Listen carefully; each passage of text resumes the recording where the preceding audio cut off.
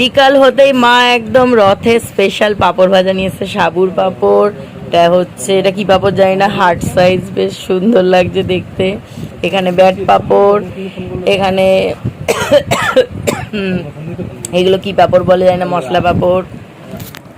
ইনি শুয়ে আছে, খেয়ে দিয়ে স্নান করেছে তো ওই জন্য ইনি ফোনে কথা বলছে।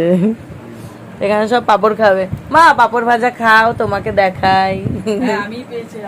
খাও খাও, এই ওঠো ওঠো ওঠো, পাঁপড় খাবে, ওঠো। বাবা, আমার বাবা কি জোরে হ্যাচ্চো দিচ্ছে, ঠান্ডা লেগেছে বৃষ্টিতে। পিসির মেয়ে পড়ানো আছে বলে চলে গেল। হ্যাঁ বাহ, ভাই খা, ওকে বলতে হয় না। এনে এনে এনে, তোর হাত ঠিকঠাক আছে, নে নে নে।